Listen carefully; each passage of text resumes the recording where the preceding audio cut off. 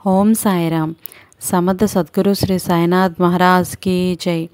సాయి భక్తులందరికీ నా నమస్కారం అండి. అందరూ ఎలా ఉన్నారు?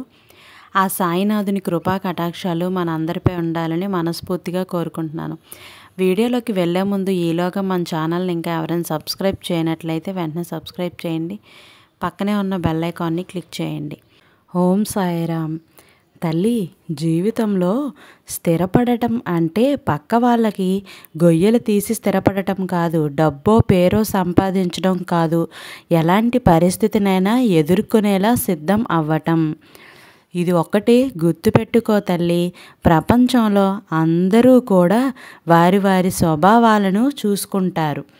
ఎప్పటి వరకైతే మన నుండి ఇతరులకు లాభం ఉంటుందో అప్పటి వరకు మాత్రమే మనకు విలువ ఉంటుంది. అన్నింటినీ వదిలేస్తే బాగుంటుంది. అన్నింటినీ అదే పనిగా ఆలోచిస్తూ ఉంటే ఎటు తేల్చుకోలేని సంఘర్షణలు. అంతే, కొన్ని జీవితాలు ఖరీదైన వస్తువులను ఉపయోగించటం గొప్పేమీ కాదు.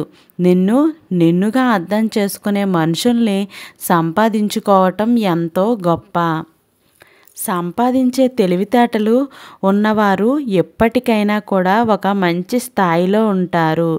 ఆ తెలివితేటలకి సంబంధించిన ఆలోచన విధానాన్ని మార్చుకుంటూ ఉండాలి. ఎప్పుడు అనవసరంగా ఎవరి చేతిలోనూ మోసపోకుండా ఉండగలగాలి. పోగొట్టుకున్న దాని గురించి ఎప్పుడూ కూడా ఆలోచించకూడదు. గెలిచే దమ్ము ఉన్నవారు ఓటమి గురించి ఎప్పుడూ కూడాను భయపడరు. బలమైన బలహీనత అయినా మీరు ఆలోచించే విధానంలోనైనా ఉంటుంది. విశ్వాసంతో ఉండు తల్లి, అంతా మంచే జరుగుతుంది. అందరి జీవితాలు ఒకేలా ఉండవు.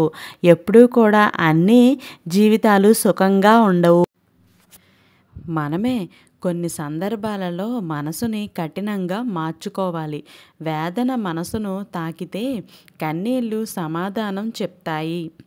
కొన్ని సంఘర్షణల్లో మన మనసుకి మనమే సర్ది చెప్పుకోవాలి. మన మనస్సును అర్థం చేసుకునే వారికి మన రూపంతో పనే ఉండదు. అవసరంతో ప్రేమ చూపించే వారికి మాత్రం మన మనసుతో పనే ఉండదు. మనుషులు ఎప్పుడూ కూడాను అబద్ధాలు నమ్మడానికి ఎవ్వరూ ఆలోచించరు, కానీ నిజాన్ని నమ్మడానికి మాత్రం ఎంతో ఆలోచిస్తారు. బాగా ఆలోచించి నిర్ణయించుకున్న వదిలేయాలి అన్న ఆలోచన కూడా వద్దు, రానివ్వద్దు కూడాను. నీ నిర్ణయాన్ని నువ్వు అమలుపరచకపోవటమే నీ మొదటి ఓటమి. దేన్నైనా వదిలిపెట్టాలో తెలుస్తూ ఉంటుంది, దేన్ని పొందాలో ఎలా అర్థమవుతుంది. అర్థమైంది కదా నేను చెప్పింది. కాలం కనికరించదు. నీ మొదటి ఓటమి ఎప్పుడూ కూడాను దేన్ని వదిలిపెట్టాలో తెలియచేస్తూ ఉంటుంది, దేన్ని పొందాలో కూడా అర్థమవుతుంది. నేను చెప్పేది శ్రద్ధగా విను తల్లి. కాలం ఎప్పుడూ కనికరించదు, బాధ దయ చూపదు. ఆశతో కాదు, అన్నింటికీ సిద్ధపడి బ్రతికినప్పుడే కదా మనసు ప్రశాంతంగా ఉంటుంది, జీవితం సుఖశాంతంగా కూడా ఉంటుంది. గుర్తుపెట్టుకో తల్లి, గుర్తుంచుకో. ఏంటి అంటే సమస్యను ఎదుర్కోవడమే పరిష్కారానికి ప్రారంభమని. నీకు చెడు కాలం వచ్చింది అని ఎన్నడూ బాధపడకూడదు. అది రాకపోతే నీకు నీ జీవితంలో నీ వాళ్ళు ఎవరో ఎలా తెలుస్తుంది? పరాయి వాళ్ళు ఎవరో కూడా తెలియదు, ఎప్పటికీ తెలియకుండానే పోతుంది.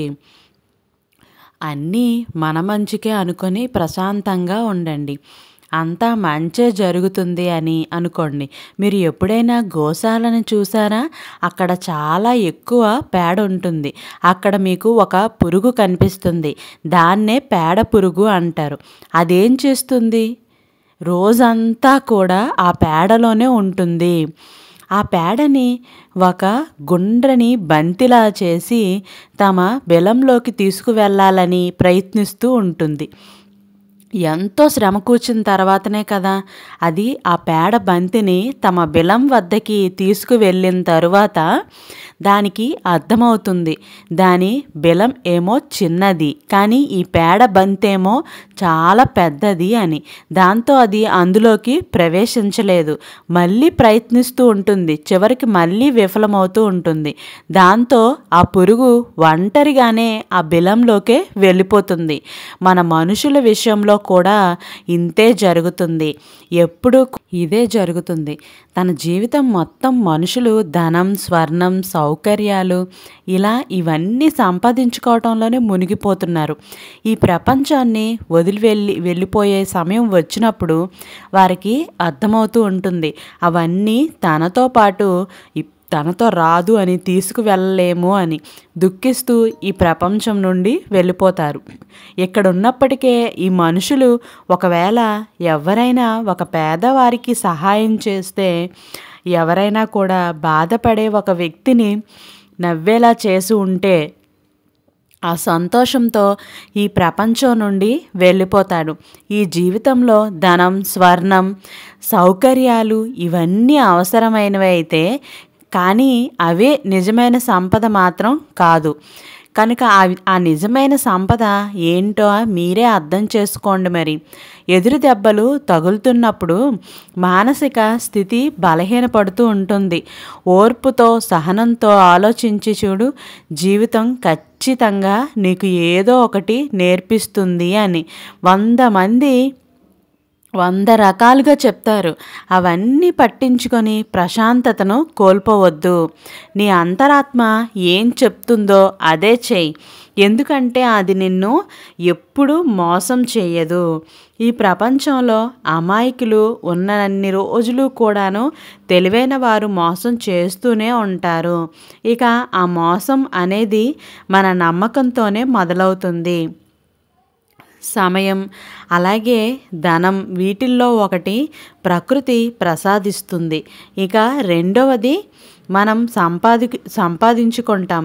కానీ విషయం వాటిని కోల్పోవటం గురించి అయితే రెండింటినీ కూడాను ఒకేసారి కోల్పోతాం. అలాగే సమయం, ఈ సమయాన్ని మీరు లెక్క పెడుతూ కూర్చున్నా కూడా ఆ సమయం కోల్పోయినట్లే. ఎందుకు అనంటే మీరు ఈ సమయాన్ని లెక్క పెడుతూ గడిపిన సమయం కూడాను మీరు కోల్పోతున్న సమయమే అవుతుంది. ఈ సమయాన్ని ఒక్క దగ్గరికి తీసుకురావాలని చూడటం కూడా అసాధ్యమైన పనే కదా. సమయం విషయానికి వస్తే కేవలం ఒక్కటే చేయగలం. మీరు దాన్ని ఉపయోగించుకుంటే మీ జీవితం వృద్ధి చెందుతుంది. ఇక ధనం విషయంలో ఇదే జరుగుతూ ఉంటుంది. ధనం సహాయంతో ధనాన్ని సంపాదించుకోవచ్చు అని ఒకవేళ మీరు ఈ ధనాన్ని జాగ్రత్తగా చూసుకొని సద్వినియోగం చేసుకుంటూ ఉంటే గనక అదే ధనం మిమ్మల్ని జాగ్రత్తగా చూసుకుంటుంది కూడాను.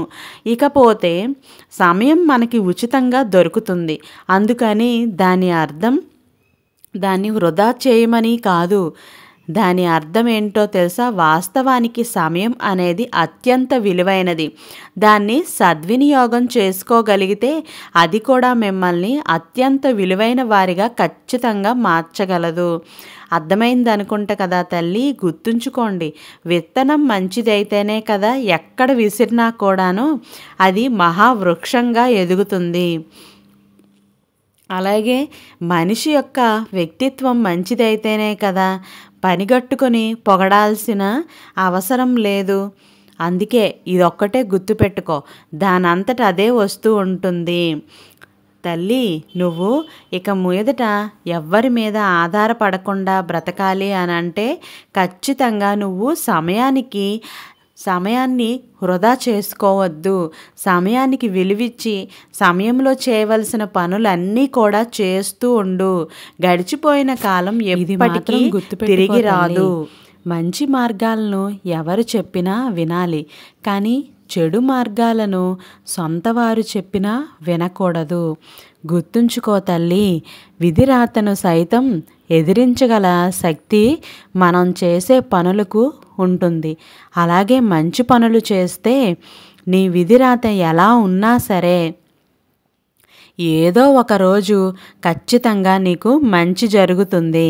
కానీ చెడ్డ పనులు చేస్తూ పోతే నీ విధిరాత ఎంత గొప్పగా ఉన్నా సరే ఏదో ఒక రోజు పతనం మాత్రం తప్పదు. అందుకే విధిరాత కన్నా కూడాను కర్మఫలం ఎంతో గొప్పది.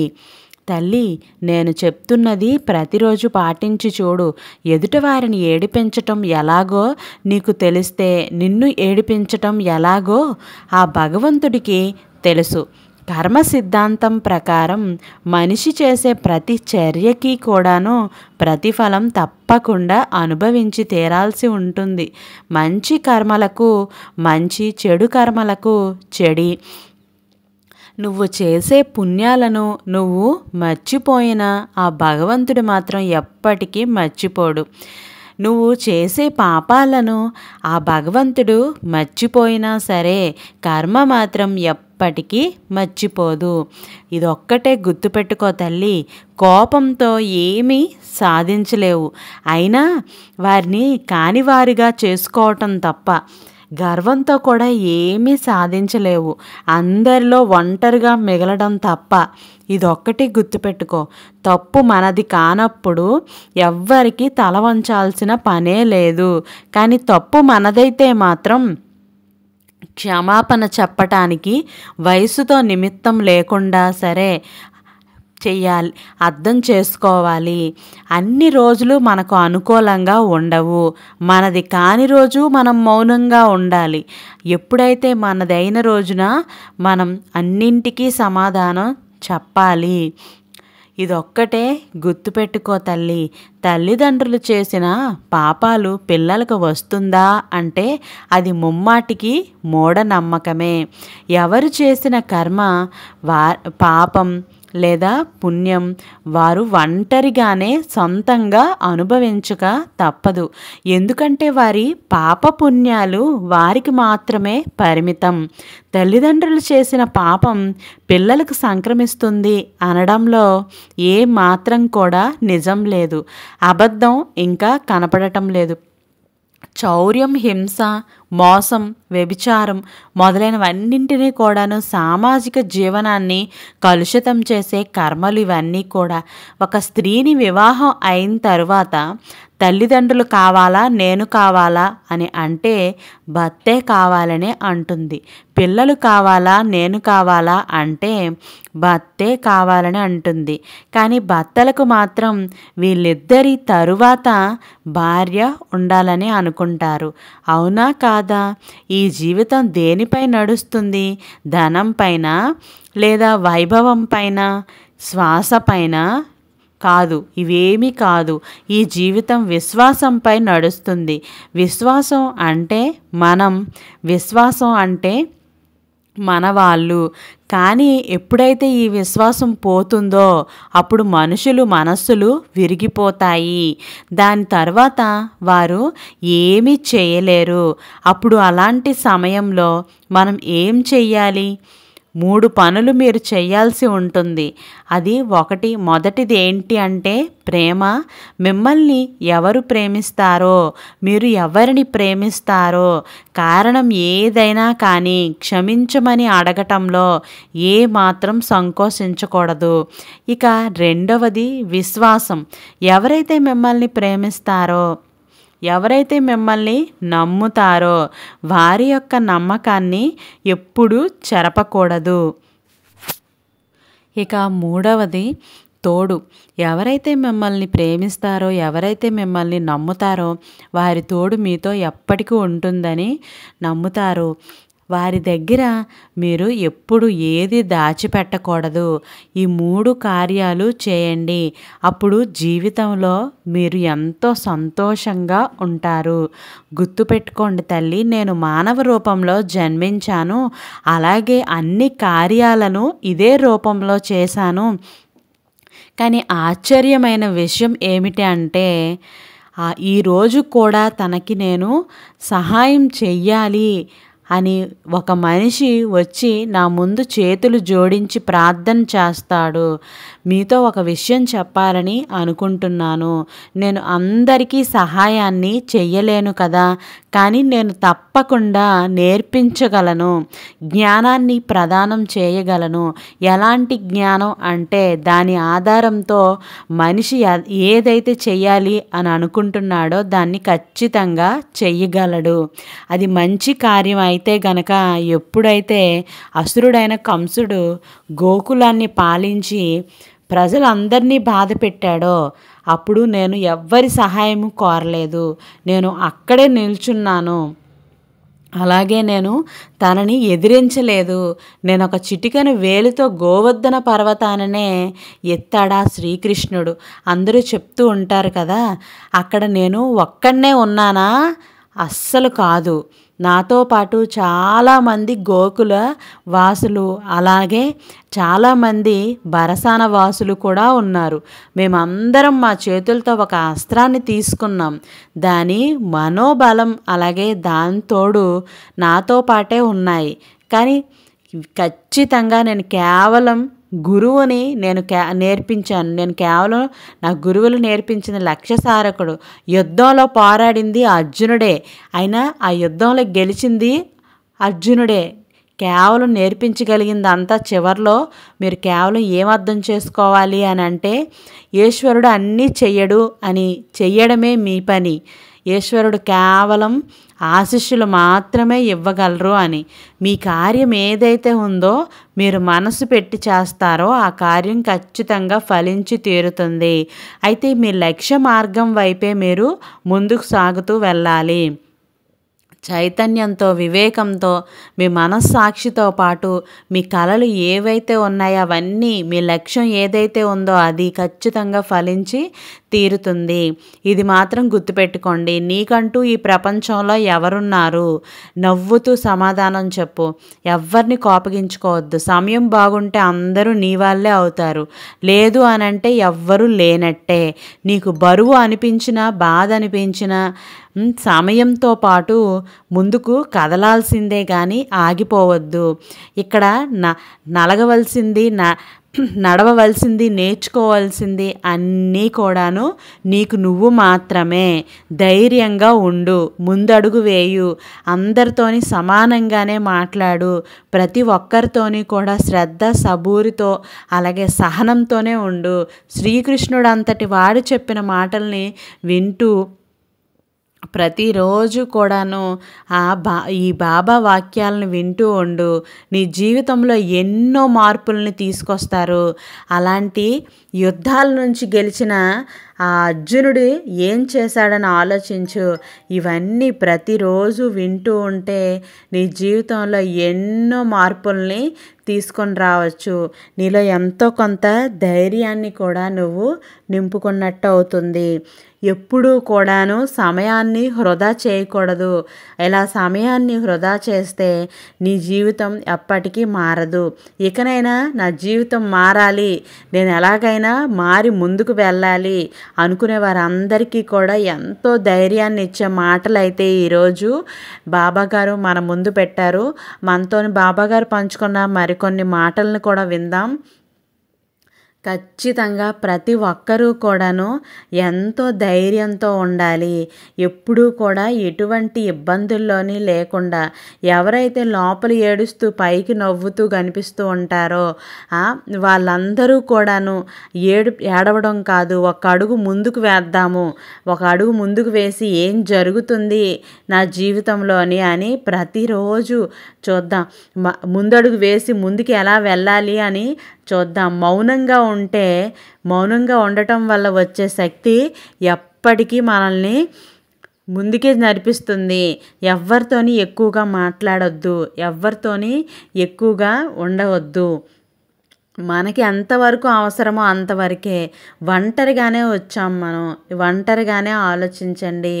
ఎప్పుడూ కూడాను ఎవరో వస్తారు, ఏదో చేస్తారు, ఇవన్నీ కూడా ఒక కళ. మన చుట్టూ ఉన్న వాళ్ళందరూ కూడాను మనల్ని మోసం చేసే వాళ్ళు ఉంటారు, మనల్ని ఒక స్థాయికి తీసుకువెళ్ళాలి అని ఆలోచించే వాళ్ళు కూడా మనతోనే ఉంటారు. అవన్నీ కూడా మనం చాలా జాగ్రత్తగా ఆలోచించుకుంటూ ముందుకు వెళ్తూ ఉండాలి.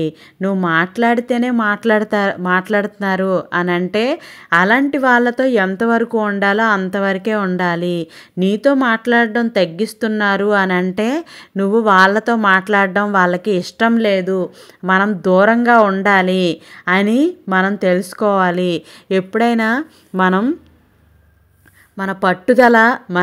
మనం పట్టుదలని గట్టిగా అనుకుని మన పనిని మనం మొదలు పెట్టాము అని అంటే విజయమే వరుస్తుంది తప్ప మనకు అపజయం అనేది మన దరి చేరదు. అందుకే మనకి ఏం చేయాలనున్నా ముందుగా మనం పట్టుదలతో ఎలాగైనా నేను సాధించాలి అని చెప్పి పట్టుదలతో ముందుకు వెళ్తే ఖచ్చితంగా మన జీవితం మన చేతుల్లోనే ఉంటుంది. ఈరోజు ఈ సాయి వాక్కు విన్న ప్రతి ఒక్కరూ కూడాను ఓం సాయిరామ్ అని కామెంట్ చేసి రేపటి సాయి వాక్లో మళ్ళీ కలుద్దాం. సర్వే జన సుఖినో భవంతు. Thank you for watching.